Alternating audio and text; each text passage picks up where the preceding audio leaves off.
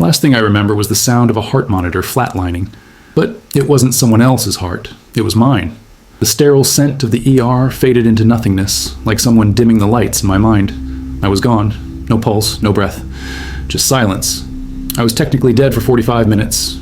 No heartbeat, no electrical activity. Doctors later told me they'd already called my time of death.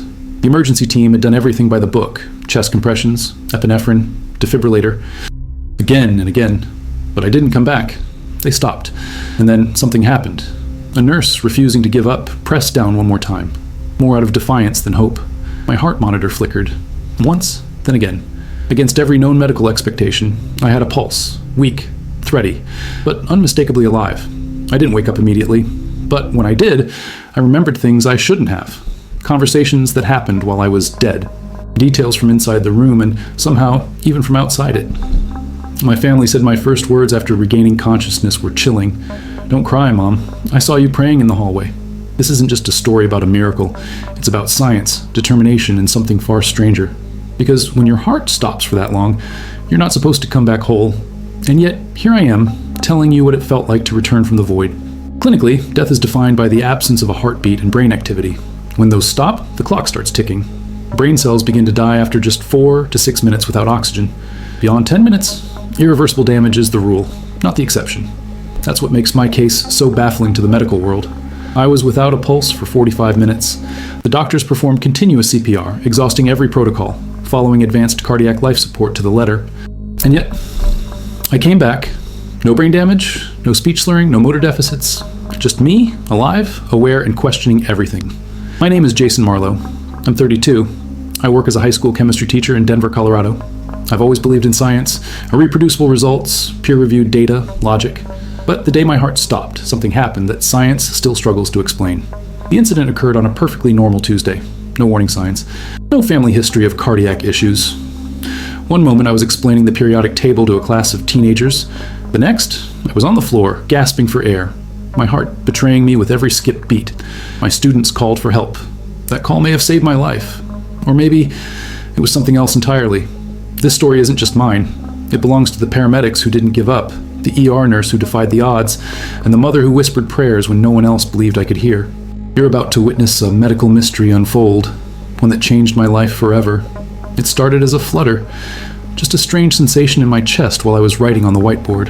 I paused, chalk in hand, confused. It wasn't painful, just odd, like my heart had skipped a beat or was playing some strange rhythm I didn't recognize. I shrugged it off. I'd had too much coffee that morning. I hadn't slept well the night before. Maybe it was anxiety.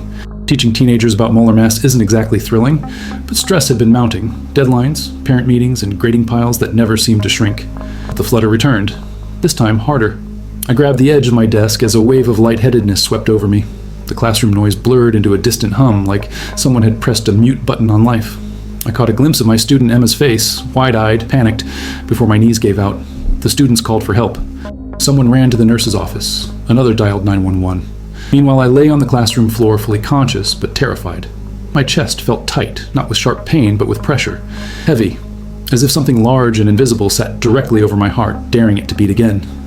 When the paramedics arrived, I was still conscious, but my pulse was irregular. One of them, a tall guy named Derek, asked me questions I could barely answer. My words slurred. I felt my body slipping into slow motion. They hooked me up to a monitor in the ambulance, and that's when I first heard them mutter the word arrhythmia. At the ER, things escalated. My heart rate dropped rapidly. The monitors beeped in warning tones. I was surrounded by doctors, nurses, and a whirlwind of wires, electrodes, and commands.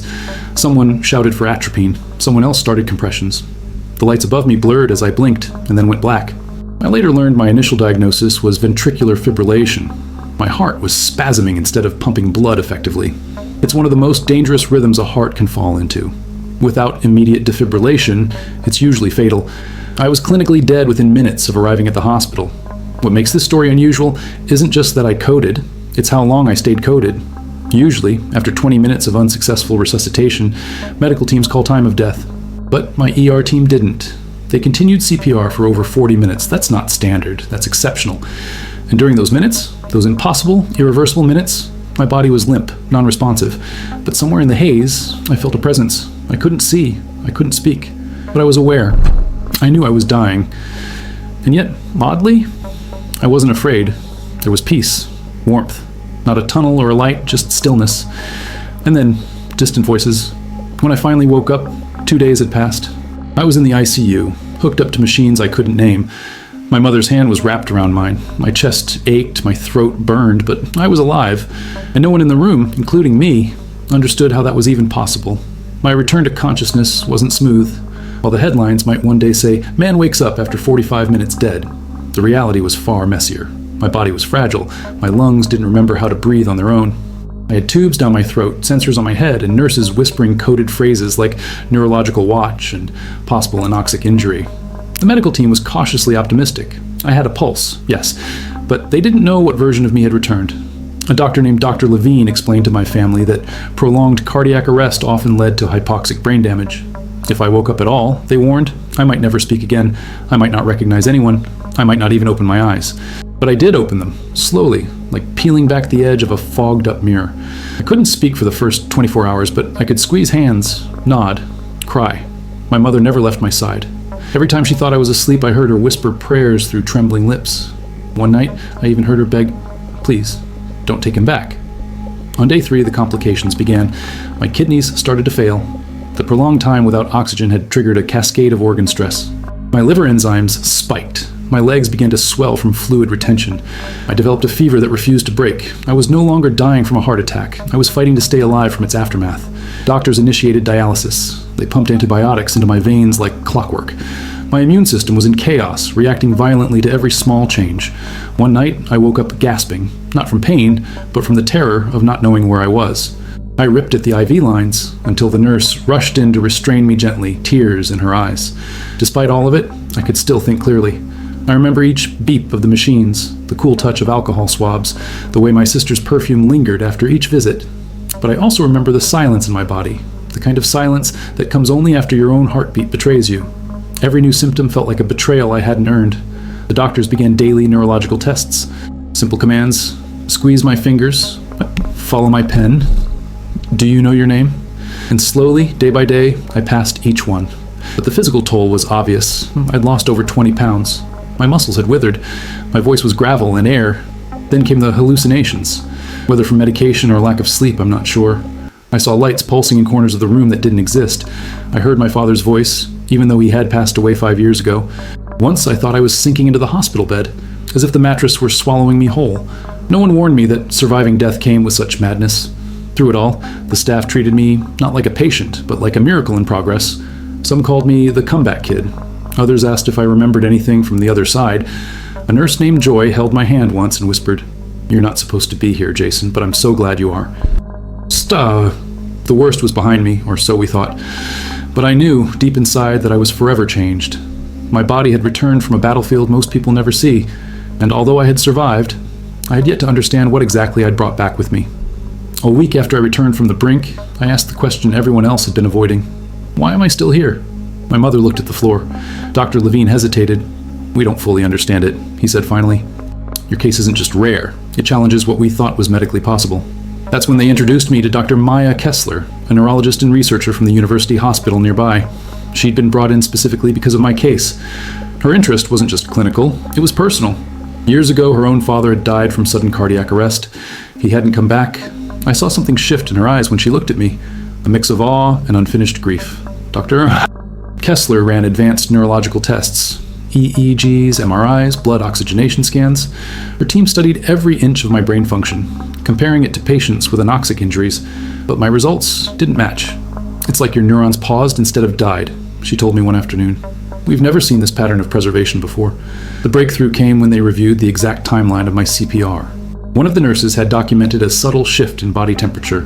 My core had dropped to 32 sync just minutes into cardiac arrest. Somehow, my body had spontaneously cooled itself, mimicking what's known as therapeutic hypothermia. It's a technique used to slow metabolic processes and protect the brain.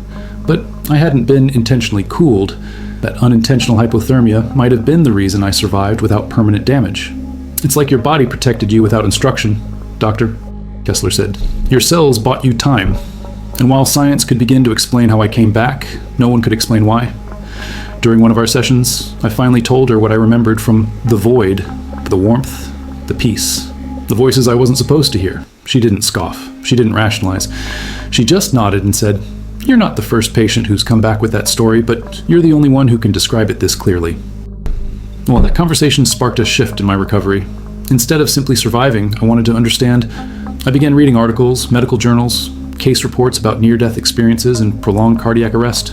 I wasn't looking for a miracle, I was looking for a pattern, something that proved I wasn't alone in this strange in-between space. I connected with others online, people who had also died and returned. Some had visions, some had nothing. A few, like me, remembered words whispered by loved ones when no heartbeat was present. It was eerie, yes, but also strangely comforting. We were a quiet tribe of survivors with stories the world didn't know how to handle. Dr. Kessler submitted my case to a global medical journal. "We may not have all the answers," she wrote in the conclusion, "but this case suggests the need to rethink our definitions of death and neurological viability." Oh, I became a subject of conferences, panels, and cautious academic debate. But to me, it wasn't about science. It was about that nurse who refused to stop compressions. That moment changed everything. The turning point wasn't just physiological, it was spiritual, intellectual, and emotional. I stopped being afraid of what had happened. I started seeing it as an invitation. My life had been handed back to me, fragile, complicated, miraculous. And I wasn't going to waste it trying to return to who I was before. Despite my miraculous recovery, I wasn't in the clear. My heart, though beating, remained unstable. I was what the doctors called a ticking time bomb. Any moment I could fall back into ventricular fibrillation. The uncertainty haunted me more than the memory of dying. Dr. Kessler and the cardiology team sat down with me and my family. "We have two options," she began. "We can continue with medication and monitoring, but that leaves you vulnerable. Or," she paused, "we implant a cardioverter defibrillator, a small device that monitors your heart and delivers a shock if it detects an abnormal rhythm." The idea of having a machine inside me was jarring. I'd already been through so much. Tubes, needles, nightmares. Now they wanted to insert metal into my chest? It felt like giving up part of my humanity. But as she explained the risks of doing nothing, the choice became painfully clear. The procedure was scheduled within days. Before they wheeled me into the OR, my mother kissed my forehead and whispered, "You came back once. Let this protect you in case you ever leave again." I couldn't answer. I was too full of fear. Not of dying this time, but of living broken. The surgery was smooth. They placed the defibrillator just beneath my collarbone. I was awake for part of it, which was both surreal and grounding. I could feel the tug of sutures, the sterile pressure of gloved hands. When it was over, I wasn't just a man, I was a machine-man hybrid, wired for survival. Recovery was slower this time, not because of pain, but because of mindset. I wrestled with guilt. Why had I been given a second chance when so many others weren't?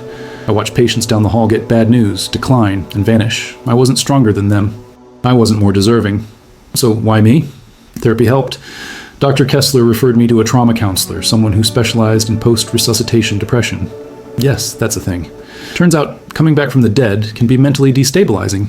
You question your identity, your memories, your very place in the world. And I was no exception. One afternoon, while sitting in the hospital garden, I met another patient, Sarah. She had survived a stroke at 29 and was learning to walk again. We spoke for hours. She didn't flinch when I told her about dying. She just said, "I think we're all trying to come back from something. Yours just happened to be literal." Her words stuck with me. I realized I wasn't just recovering, I was redefining myself. The Jason who collapsed in that classroom was gone. The new version of me carried scars, wires, and memories most people couldn't understand. But he was here. He was fighting. And for the first time, he wasn't alone. The defibrillator never had to activate. Not once. It sat quietly beneath my skin like a guardian. But just knowing it was there gave me peace. The kind of peace I never had before. Not just because I might survive the next time, but because I'd made the choice to live no matter what came next. Leaving the hospital felt like stepping onto another planet. The sky looked bluer than I remembered. The air smelled sharper. Every sound, the birds, the breeze, even passing cars, felt exaggerated, almost theatrical. After weeks in fluorescent rooms, I was suddenly reintroduced to the world, and it felt overwhelming. I moved back into my apartment, but nothing felt normal. My body had changed. I was weaker, slower, constantly aware of the defibrillator in my chest. I couldn't lift heavy objects. I got winded climbing stairs. I slept with my phone clutched in hand, terrified I'd need help again. Survival, I realized, wasn't the same as living. My students had sent letters, dozens of them. Some were silly. "We thought you were Iron Man now." Others were heartbreakingly sincere. "You scared us, Mr. Marlowe. Please never leave again." I read each one slowly, letting their words soak into my healing soul. I didn't return to teaching right away, but those letters reminded me of who I was and why I mattered. "Doctor?" Kessler checked on me regularly, not just as a physician, but as someone deeply invested in my outcome. We met once a week to talk about medicine, about fear, about how to make meaning out of madness. She encouraged me to write. People need to hear your story, she said. Not for science, for hope. So I did. I started small, just blog entries. But the response was staggering. Messages poured in from people across the world, heart attack survivors, families who'd lost loved ones, nurses who'd witnessed similar miracles. Some didn't believe me. That was okay. Most just said thank you.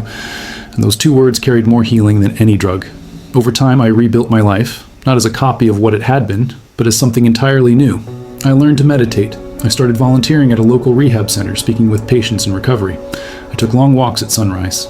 Each step, a small declaration. I am here. I came back. Emotionally, the transformation was slower. I battled anxiety, nightmares, moments of disassociation. I'd be washing dishes and suddenly remember the silence of flatline.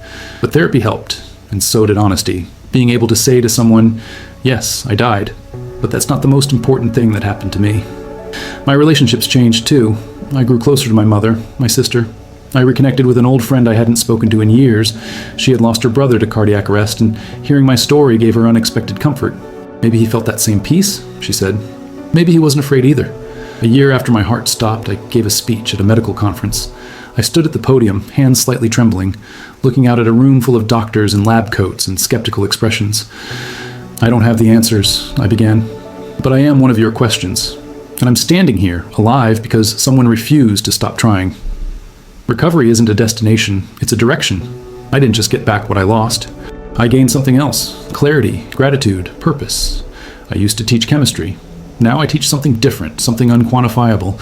The fragile, brilliant truth that even after 45 minutes without a heartbeat, sometimes the story isn't over. Looking back, I still don't fully understand why I came back. Maybe it was biology. Maybe it was timing. Maybe it was something beyond either. But one truth remains. Every second since that day feels borrowed and precious. Life isn't guaranteed. It's gifted. And I was given a second chance to live mine on purpose. I no longer chase answers that may never come.